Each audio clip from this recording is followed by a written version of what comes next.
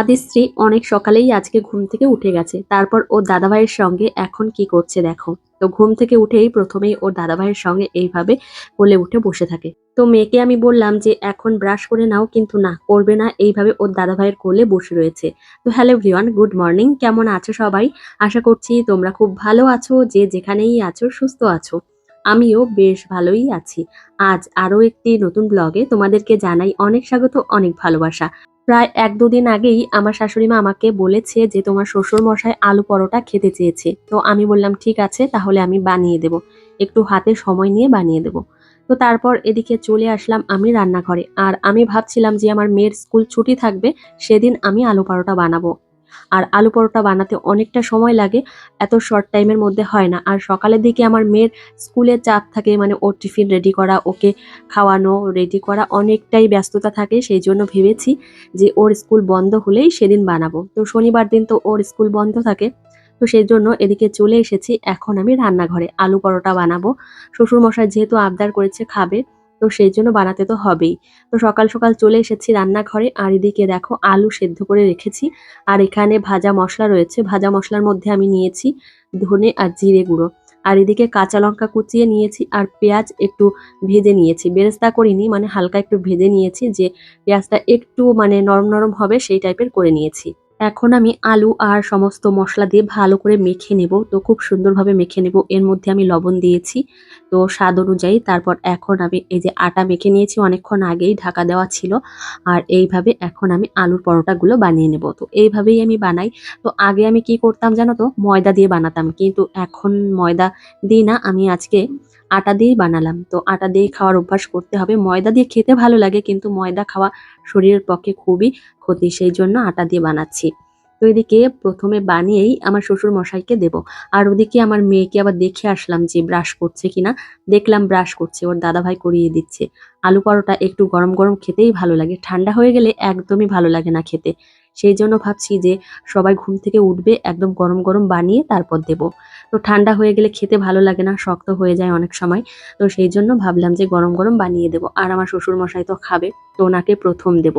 তো যাই হোক, আলু পরোটা বানানো হয়ে গেছে। তারপর আমি মেয়ের জন্য দুটো আলু পরোটা বানিয়েছি, দেখো একদম ছোট্ট করে, আমার মেয়ে যেমন সেইভাবেই আমি ছোট ছোট আলু পরোটা বানিয়েছি।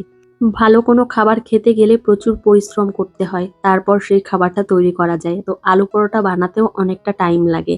তো এদিকে মেয়ের খাবারটা তৈরি করে নিয়েছি, মেয়ের জন্য দুটো আলু পরোটা করেছি একদম ছোট ছোট করে, আমার মেয়ের মতো করে।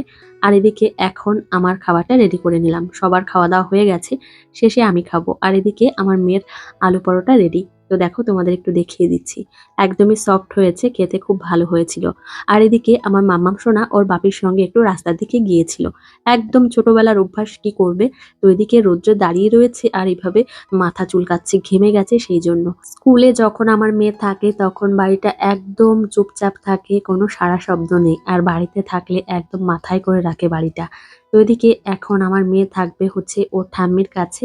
তো তারপর আমার যে সমস্ত কাজকর্ম আছে, বিশেষ করে রান্নাঘর পরিষ্কার করা, আজকে অনেক বাসন হয়েছে জানো তো, সেই জন্য মানে বাসনগুলো মাজতে হবে, অনেকটাই টাইম লাগবে। আচ্ছা, তোমাদের একটা কথা বলে দিই, সেটা হচ্ছে গিয়ে আমার মেয়েকে খাইয়ে দিয়েছি, তারপরে দিকে রান্নাঘরটা আমি পরিষ্কার করতে এসেছি। তোমাদেরকে দেখাইনি আমার মেয়ের খাওয়ানোটা।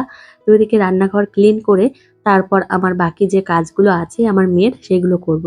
কয়েকদিন আগে আমাকে একজন কমেন্ট করেছো যে তোমাদের রান্নাঘরের জানলাটা কি নোংরা, একটু পরিষ্কার করতে পারো না, ছি ছি।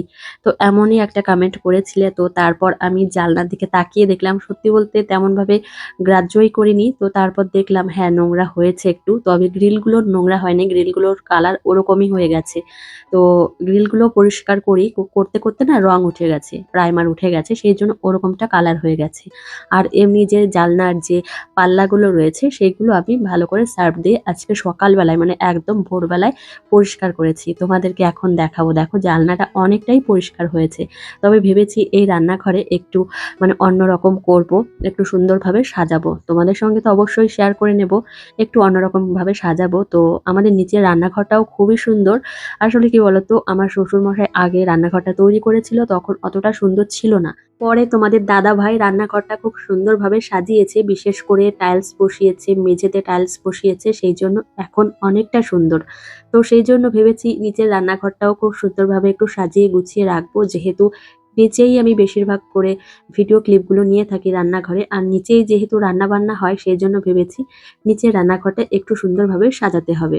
আর উপরের রান্নাঘর তো আছেই, এখানে তো আর রান্নাবান্না করা হয় না, এখানে শুধুমাত্র হয়তো ওই টুকটাক কাজকর্মগুলো করা হয়। যেমন এই যে মেয়ের জন্য মৌসুমী লেবুর রস তৈরি করছি বা মেয়ের খাবারটা রেডি করলাম, এখানে আসলাম, তো সেই জন্য এই রান্নাঘরটা ব্যবহার করা হয়। যাই হোক, এদিকে দেখো আমার কাজগুলো করে নিয়েছি, তারপর এদিকে চলে এসেছি রান্নাঘরে। মেয়ের জন্য এখন মৌসুমী লেবুর রস তৈরি করে নিলাম। তো আমার মেয়ে তো খাওয়া-দাওয়া একদমই ছেড়ে দিয়েছে। তোমাদের তো আমি বারবারই জানাচ্ছি, একদমই খেতে চায় না। তো আজ হলো শনিবার, আজকের দিনে আমার মেয়েকে ডক্টর দেখাতে যাব। তো ও খাচ্ছে না, সেই জন্যই যাব। ৩ মাস আগে ওকে ডক্টর দেখিয়েছি, তো আবার যাব। খাচ্ছে না মানে একদমই খাচ্ছে না। এই গরমের জন্য কিনা আমি জানি না, তবে ডক্টরের কাছে গেলেই আমি অনেকটা স্বস্তি পাবো। সেজন্য আমাকে যেতেই হবে। তো আগের সোমবার মানে গেল সোমবারে যাব ভেবেছিলাম। তোমাদের দাদাভাই তো বকখালি ঘুরতে গিয়েছিল, সেই জন্য হয়নি। তো এই শনিবারেই দেখাবো। আর সন্ধ্যা নাগাদ স্যার আসেন চেম্বারে, তো তখন যাব। তো ওইদিকে আমার কিছু হাতে কাজ রয়েছে, বিশেষ করে ব্যালকনি। ব্যালকনিতে এসে এখন আমি একটু পরিষ্কার করে ঝাড়ু দিয়ে নিচ্ছি। কি বলতো, এই ব্যালকনিতে এতটা পরিমাণে ধুলো এসে জমা হয়, আমি প্রায় দিনই মুছে থাকি, প্রায় দিনই মুছি। যে এখানে আমার মেয়ে আসে, আমি আসি, এখানে মাঝে মধ্যে এসে দাঁড়াই, কিন্তু এতটা পরিমাণে ধুলো হয় কি বলবো। ব্যালকনিটাও খুব সুন্দরভাবে গুছিয়ে রাখা যায়, এখানে গাছগাছালি লাগানো যায়, কিন্তু মনে মনে অনেকটা ভেবেছিলাম যে এখানে খুব সুন্দরভাবে গাছ লাগাবো, তারপর খুব সুন্দরভাবে সাজিয়ে রাখবো, কিন্তু সেটা আর হয়ে ওঠে না। তো এতটা ব্যস্ত থাকি সারাটা দিন, মেয়েকে নিয়ে ব্যস্ত থাকি, সেই জন্য আর হয় না। তো এদিকে দেখো এখন আমি এখানকার কাজগুলো করে ভেবেছি একটু রুমের মধ্যে যাব, গিয়ে রুমটা একটু ভালো করে গুছিয়ে তারপর ঝাড়ু দিয়ে তারপর বেরোবো। আমার মেয়ে একদমই খাওয়া-দাওয়া করে না। সেইজন্য আমার মন সত্যিই খুব খারাপ থাকে। মন মেজাজ কোনটাই ভালো থাকে না। সেইজন্য মনে হয় না যে ভিডিও করি বা তোমাদের সঙ্গে শেয়ার করি। মন যদি ভালো না থাকে তাহলে আর ভিডিও করতে ইচ্ছা করে? বলো? একদমই ভালো লাগে না। তো কি করব, এই ভিডিওটা করা ছিল। তো ২ দিন ধরে ভাবছি যে ভয়েসটা দেব, কিন্তু দিয়ে উঠতে পারছি না। খেতে এতটা টাইম লাগায় আমার মেয়ে, ১-১.৫ ঘন্টা সময় লাগায়, তবুও খাবে না। অর্ধেকটা খাবারও খায় না। সেইজন্য আমি কান্নাকাটি করি। বাড়ির সবাই জানে যে আমি কি পরিমাণে কষ্ট পাচ্ছি, ওর বাপি পাচ্ছে। ওর বাপি তো মেয়ের জন্য খাবার কিনে নিয়ে এসেছে আলাদা করে। মানে ড্রাই ফ্রুটস নিয়ে এসেছে, গোবিন্দভোগ চাল নিয়ে এসেছে, তোমাদের দেখাবো। সুজি নিয়ে এসেছে, মানে যা, যা আনার দরকার হয় সমস্ত কিছু নিয়ে এসেছে। শুধুমাত্র ও ভাবে যে ওকে একটু আলাদা করে খুব সুন্দরভাবে রান্না করে দেবে, তাহলে হয়তো খাবে। আমি বলি যে ওকে তো আমি ভালো করেই রান্না করে দেই, কিন্তু ও খায়ই না, খেতেই চায় না। তো মাঝে ৩-৪ দিন মতো বৃষ্টি হয়েছিল, একটু ঝড় বৃষ্টি হয়েছিল, সেজন্য ওয়েদার বেশ একটু ঠান্ডা ছিল। কিন্তু এখন আবার এই ৩-৪ দিন এতটা পরিমাণে গরম, কি বলবো, ধারণা করার বাইরে। হয়তো এই গরমের জন্য খেতে চাইছে না। আর বিশেষ করে আমার মেয়েকে স্কুলে ভর্তি করার পর থেকেই ও খাওয়া-দাওয়া একদমই কমিয়ে দিয়েছে। তার আগে কিন্তু ও খেত। স্কুলে যাওয়ার পর থেকেই ও খাওয়া-দাওয়া একদমই করে না। তো কি হয়েছে কি জানি। আর এই গরমের জন্য হয়তো খাওয়াটা একটু কমে গেছে, কিন্তু স্কুলে ভর্তি করার পর থেকে খাওয়াটা একদমই কমে গেছে। তো এদিকে আমার শাশুড়ি মার কাছে আমি এসেছি। আমাদের তো মাটির উনানে রান্না হয়, জানোই তো। তো আমাদের বাড়িতে আজকে কি, কি রান্না হয়েছে, মানে আমার শাশুড়ি মা দুপুরবেলায় কি রান্না করেছে চলো তোমাদের সঙ্গে একটু শেয়ার করি। এদিকে হেলেঞ্চা শাকের তরকারি, তারপর বেগুনের তরকারি রান্না হয়েছে শিঙি মাছ দিয়ে। আর আমার শ্বশুরমশাই আজকে একটু অন্য টাইপের মাছ নিয়ে এসেছে। শিঙি মাছ তো আমাদের বাড়িতে প্রায় দিনই খাওয়া হয়, তবে আমার শ্বশুরমশাই আজকে বোয়াল মাছ নিয়ে এসেছে। তো বোয়াল মাছ আমাদের বাড়িতে তেমন একটা খেতে পছন্দ করে না, তবু বাবা বলল কি যে অনেক বড় বোয়াল মাছ পেয়েছি বাজারে, তো সেই জন্য নিয়ে এসেছি। আর আজকে আমার শাশুড়ি মা বোয়াল মাছের ঝোল রান্না করেছে একদমই হালকা পাতলা করে। তো এদিকে মেয়ের খাবারটা আমি রেডি করে নিয়েছি। তবে এখানে যতটা ভাত আমি নিয়েছি এর অর্ধেকটা ভাতও আমার মেয়ে খায়নি। এতটা কষ্ট লাগে কি বলবো, বলার কোনো ভাষাই নেই। তো এদিকে মেয়ের খাবার রেডি করা হয়ে গেছে, তারপর ওকে আমি অনেক কষ্ট করে কিছুটা খাইয়েছি। তারপর এদিকে আসলাম ওপরের ঘরে, এসে দেখলাম এই ভাই এখন কাজ করছে। তোমাদেরকে আমি জানিয়েছিলাম যে আমাদের ওপরের যে ড্রয়িং রুমটা রয়েছে সেখানে লাইট ফ্যানের ব্যবস্থা করবে। তো সেই জন্য এই ভাইটা কাজে এসেছে। বিকালের পর থেকে তোমাদের সঙ্গে আর ভিডিওটা কন্টিনিউ করিনি। এখন রাত ৮টা ১০ বাজে। তো এদিকে আমি এখন রেডি হতে চলে এসেছি। তোমাদের দাদাভাই ফোন করলো যে রাত ৮:৩০টার মধ্যে রেডি হয়ে থাকবে, তারপর মামামকে নিয়ে ডক্টরের কাছে যাব। তো সেই জন্য আমি প্রথমে রেডি হয়ে নিচ্ছি। তো তারপর আমার মেয়েকে রেডি করিয়ে দেব। তো মেয়েকে যেহেতু ডক্টর দেখাতে নিয়ে যাব, সেহেতু আমি সন্ধ্যা নাগাদ রান্না বসিয়ে দিয়েছি, রান্না বান্না হয়ে গেছে। তো তারপর এদিকে রেডি হতে আসলাম। তো কি বলতো, আমি যাচ্ছি ডক্টরের কাছে, আসতে আসতে অনেকটাই রাত হয়ে যাবে, সেই জন্য রান্না বান্না একদম সেরে নিয়েছি। আর রান্না বান্না তো আমাকে করতেই হবে, মেয়ে আবার এসে খাবে সেই জন্য।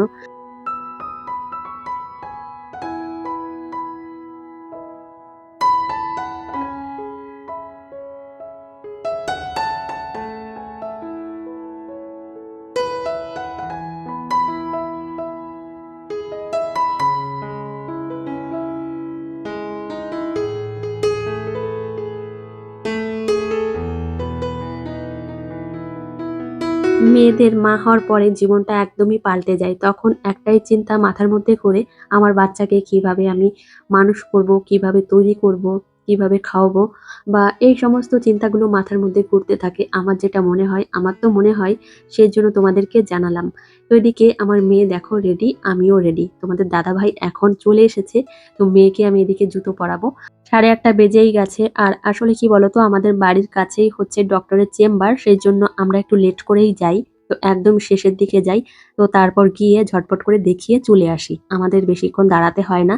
তো চেম্বারের যে কাকা রয়েছেন, সেই কাকাই ফোন করে তোমাদের দাদাভাইকে জানিয়ে দেয় যে এখন একটা পেশেন্ট রয়েছে, তো এখনই চলে আসো। তো সেই হিসাবে আমরা যাই। দেখো একটা পেশেন্টও নেই, হয়তো একটা কি দুটো আছে। তবে এদিকে এখন আমরা ডক্টর দেখাবো।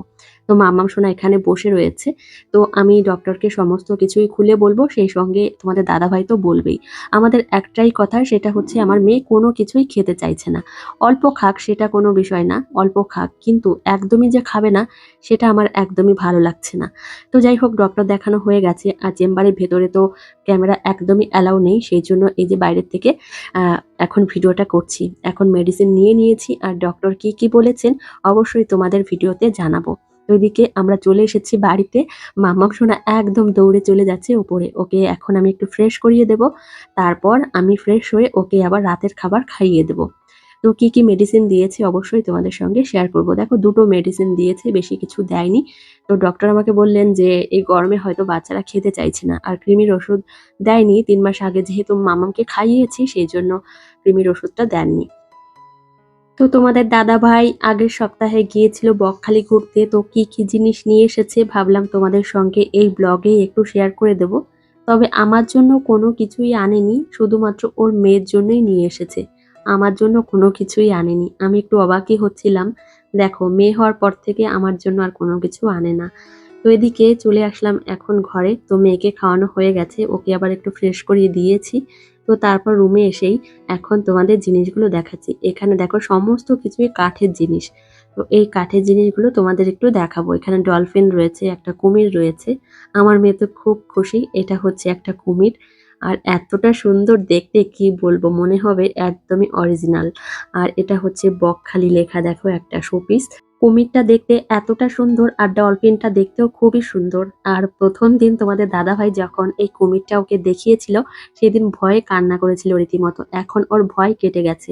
আমি যেই বলেছি মাম্মাম এটা কাঠের, দেখো আমি ধরেছি, তো তারপর থেকে ওর ভয়টা কেটে গেছে। দেখো কুমিরটা কত সুন্দর, আর ডলফিনটাও বেশ সুন্দর।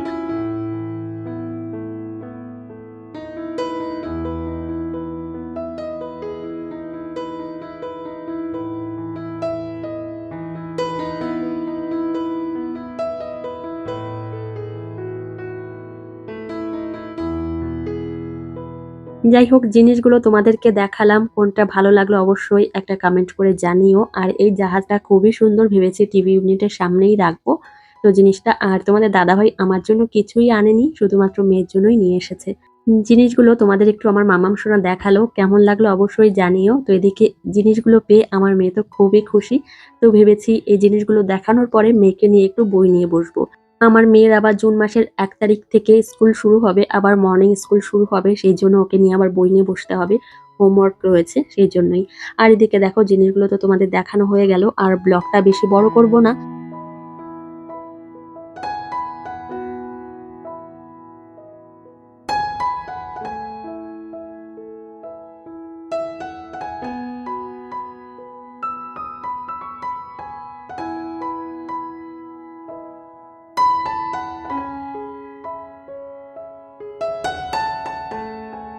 যাই হোক বন্ধুরা, আজকের ব্লগটি এখানেই শেষ করছি। তোমাদের কেমন লাগলো অবশ্যই জানিও। আর তোমাদের সঙ্গে দেখা হবে পরের একটা মিষ্টি ব্লগে। ততক্ষণে তোমরা সুস্থ থেকো, সাবধানে থেকো এবং নিজেদের খেয়াল রেখো।